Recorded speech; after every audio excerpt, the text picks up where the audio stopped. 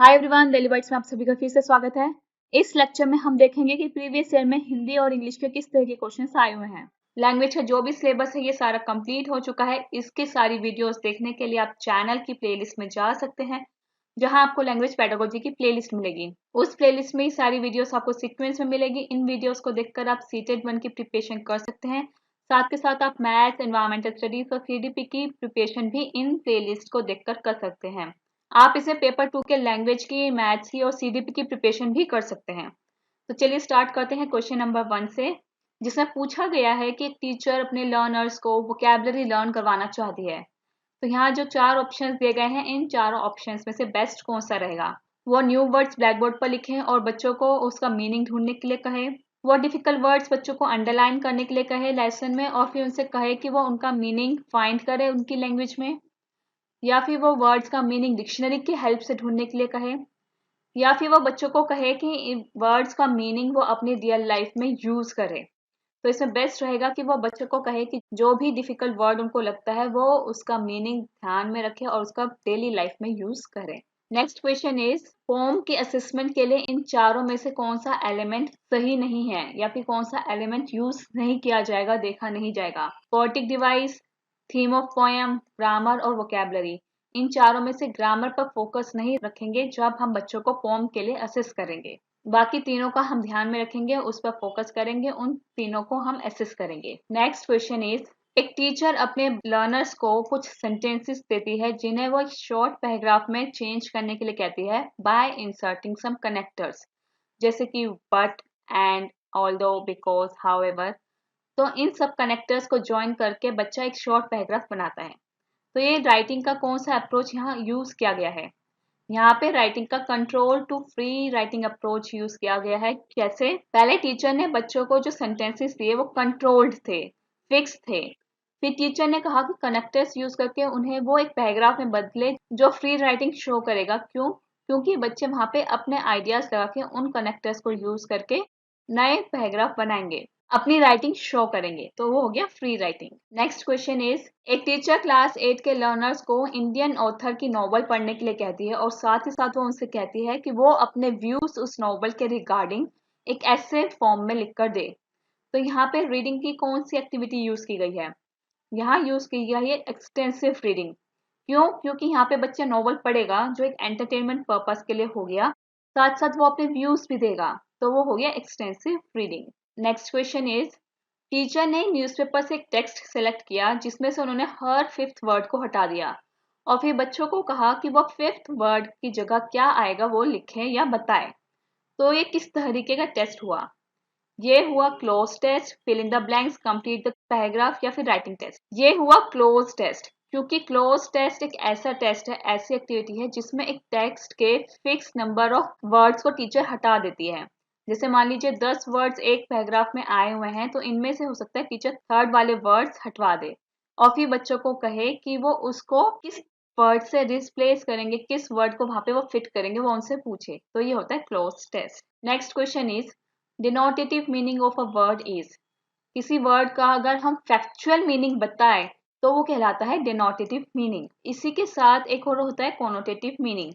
Connotative meaning होता है जब हम किसी सिचुएशन या कॉन्टेक्स्ट के अकॉर्डिंग किसी वर्ड का मीनिंग डिफाइन करें, बताएं, वो हो जाता है कोनोटेटिव। लेकिन जब हम डिक्शनरी मीनिंग, एक्चुअल मीनिंग जो भी उस वर्ड का होता है वो बताएं, तो वो होता है denotative meaning. Next question is, यहाँ लैंग्वेज के रिगार्डिंग, स्पेशली हिंदी और इंग्लिश लैंग्वेज के रिगार्डिंग 4 स्टेटमेंट्स दिए गए हैं।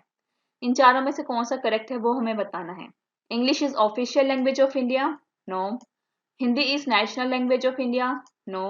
Hindi is official language of India, right. English is associate official language, right. तो इसका मतलब ऑप्शन COD करेक्ट है, यानी कि ऑप्शन 2 करेक्ट है जिसमें COD मेंशन है। नेक्स्ट क्वेश्चन इज, वर्ड्स जब बच्चा कोई रिकॉग्नाइज कर पाता है उन्हें देखकर या फिर सुनकर, वो क्या कहलाता है। जब भी हम कोई वर्ड्स देखते हैं और सुनते हैं तो वो हम रिसीव करते हैं, तो वो कहलाते हैं receptive vocabulary. Next question is, language बोलते वक्त यानी स्पीकिंग स्किल्स के दौरान इन चारों स्टेटमेंट्स में से, इन चारों ऑप्शंस में से कौन से ऑप्शन है जो मैकेनिक्स का पार्ट निभाते हैं, मैकेनिक्स शो करते हैं। Pronunciation, grammar, vocabulary, clarity of message, social culture, rule of using language या फिर स्क्रिप्ट, वर्ड, सेंटेंस। इन चारों में से जो करेक्ट ऑप्शन है वो है फर्स्ट ऑप्शन, जिसमें प्रोनाउंसिएशन, ग्रामर और वोकैबुलरी मेंशन है। ये तीनों मैकेनिक्स होते हैं किसी भी लैंग्वेज को बोलने के लिए। इनके साथ होता है एक फ्लुएंसी, जो इसमें मेंशन नहीं है। फ्लुएंसी भी एक मैकेनिक होता है स्पीकिंग स्किल्स का। नेक्स्ट क्वेश्चन इज, जतिन एक मशीनरी मैनुअल पढ़ते वक्त उसमें से एक स्पेसिफिक इंफॉर्मेशन निकलवाना चाह रहा है, तो वो रीडिंग का कौन सा सब स्किल यूज कर रहा है? वो यूज कर रहा है स्कीमिंग। स्कीमिंग जब हम करते हैं, जब हमें एक पर्टिकुलर मीनिंग या एक पर्टिकुलर इंफॉर्मेशन किसी भी टेक्स्ट से चाहिए होती है, वो कहलाता है स्कीमिंग। इसी तरीके से लैंग्वेज के और भी क्वेश्चन है, बहुत इंपॉर्टेंट क्वेश्चन है। उन क्वेश्चंस को देखने के लिए आप हमारी ऑफिशियल वेबसाइट पर जा सकते हैं, जहां आपको सीटेट के प्रीवियस पेपर, मॉक टेस्ट और सैंपल पेपर्स मिलेंगे। उनकी प्रैक्टिस करके आप अपनी परफॉर्मेंस बूस्ट कर सकते हैं और साथ ही साथ देख सकते हैं कि लैंग्वेज 1 और लैंग्वेज 2 में, साथ ही साथ पेपर 1 और पेपर 2 में किस तरह के क्वेश्चंस आए हुए हैं। तो चलिए अब देख लेते हैं कि किस तरह से हिंदी के क्वेश्चंस आए हुए हैं। गद्य शिक्षण में अपेक्षित नहीं है। इन चारों में से कौन सी चीज इंपॉर्टेंट नहीं है गद्य शिक्षण में? भाषा की बारीकियां जानना, कल्पना शक्ति का विकास, तार्किक शक्ति का विकास या अनुकरण करने की क्षमता। अनुकरण करने की क्षमता जरूरी नहीं होती जब हम कोई गद्य पढ़ते हैं, तो फोर्थ ऑप्शन इज करेक्ट।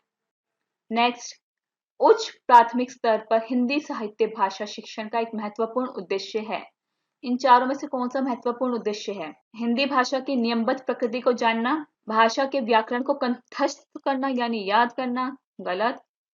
प्रसिद्ध रचनाकारों को जानना, गलत। प्रसिद्ध रचनाओं को जानना, गलत। इसका मतलब ऑप्शन 1 इज करेक्ट, जिसमें लिखा गया है कि हिंदी भाषा के प्रकृति को पहचानना, जो उसका नियमबद्ध प्रकृति होता है यानी कि ग्रामर, बेसिकली उसको जानना, पहचानना। क्वेश्चन नंबर 13, भाषण, परिचर्चा, संवाद बच्चों की किस क्षमता का विकास करने में सहायक है? भाषण, परिचर्चा, संवाद हम तीनों मौखिक अभिव्यक्ति में देखते हैं। जब हम बोलते हैं तब इसका यूज किया जाता है, यानी जब हम इन तीनों को करेंगे, भाषण को करेंगे, संवाद को करेंगे, तो हमारी मौखिक अभिव्यक्ति विकसित होगी। अगला प्रश्न है, आप छठी कक्षा के बच्चों को हिंदी भाषा सीखने सिखाने की किस पद्धति का समर्थन करेंगे? यहाँ 4 अप्रोचेस दी गई हैं, 4 तरीके दिए गए हैं हिंदी भाषा शिक्षण के लिए। सबसे अच्छी पद्धति कौन सी है? जिसमें बच्चों को बोलने का अवसर मिले, जिसमें बच्चों को पाठ्य पुस्तक ना पढ़नी पड़े, जिसमें बच्चे परस्पर अंतःक्रिया कर सकें, जिसमें बच्चे केवल लेखन कार्य करते रहें।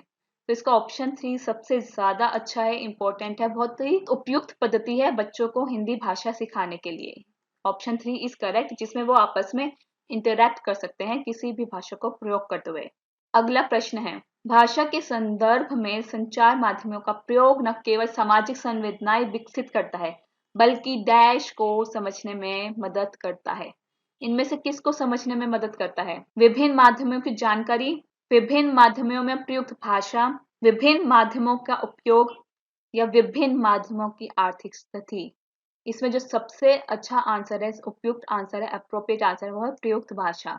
कि जब हम विभिन्न माध्यमों का प्रयोग करते हैं बातचीत में, तो उसमें कौन कौन सी भाषा प्रयुक्त होती है, इसको जानना। प्रत्येक भाषा शिक्षक को इस बात की जानकारी होनी चाहिए कि उनकी कक्षा के बच्चों की डैश पृष्ठभूमि क्या है। मतलब यहाँ जहाँ 4 ऑप्शंस दिए गए हैं, इन चारों में से किसकी जानकारी शिक्षक को होनी चाहिए? भाषिक व सांस्कृतिक पृष्ठभूमि की जानकारी शिक्षक को होनी चाहिए। अब वो शिक्षक कोई सी भी भाषा पढ़ाता हो, उनको बच्चों की क्या भाषिक है, क्या पृष्ठभूमि है, क्या सांस्कृतिक पृष्ठभूमि है, उसके बारे में जानकारी होनी चाहिए। 7वीं कक्षा में पढ़ने वाले ऋषभ ने बच्चों को जल संरक्षण पर आधारित एक पोस्टर दिखाया और चर्चा की। एक पोस्टर दिखाया और चर्चा की, तो उन्होंने सामग्री जो यूज करी वो कैसी है? वो अनुपयोगी है, गलत, क्योंकि पोस्टर बहुत अच्छा आइडिया है जल संरक्षण के बारे में बात करने के लिए। मनोरंजक है, ठीक है। कृत्रिम है, मतलब कि बहुत तुच्छ इस्तेमाल करने वाली है, बिल्कुल गलत। प्रामाणिक मतलब एक ऑथेंटिक सोर्स है जो गवर्नमेंट द्वारा दिया गया है, इसलिए एक प्रामाणिक सोर्स है जिसका प्रयोग करके बच्चों को जल संरक्षण के बारे में पढ़ाया जा सकता है।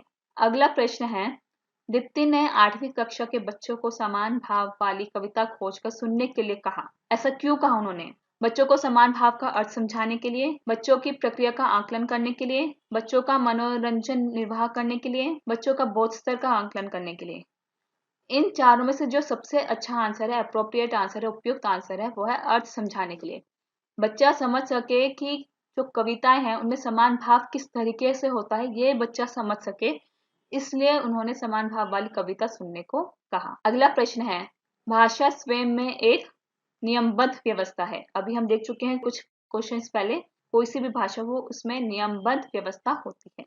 अगला प्रश्न है, नाटक और एकांकी पढ़ने पढ़ाने के दौरान सर्वाधिक महत्वपूर्ण क्या है? उच्चारणगत शुद्धता, नाटक के शास्त्रीय तत्व, मौन पाठन या फिर संवाद अयादगी। नाटक और एकांकी करते वक्त सबसे ज्यादा जरूरी है उसमें संवाद अयादगी, यानी कि जब बच्चा नाटक पढ़ रहा है या एकांकी पढ़ रहा है तो जिसमें डायलॉग्स आते हैं उनके बीच में कन्वर्सेशन बच्चे दूसरे बच्चे के साथ कर सके, वो सबसे ज्यादा जरूरी है।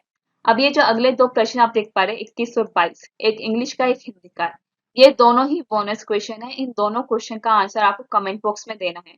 कमेंट बॉक्स में जो कोई भी व्यक्ति आंसर देगा, करेक्ट आंसर देगा, और इससे पहले की जो प्लेलिस्ट में वीडियोस हैं उनमें भी क्वेश्चंस दिए गए हैं, उन सभी क्वेश्चन का आंसर जो कोई भी कमेंट बॉक्स में देगा तो उसको एक गिफ्ट हैम्पर उसके घर तक पहुंचाया जाएगा। तो अभी तक के लिए इतना ही। बने रहिए हमारे साथ व्हाट्सएप, फेसबुक, इंस्टाग्राम, टेलीग्राम पे। इनके लिंक्स आपको डिस्क्रिप्शन बॉक्स में मिल जाएंगे। Thank you and have a nice day. Stay blessed, stay tuned. Comment करना ना भूलें, सब्सक्राइब करना ना भूलें।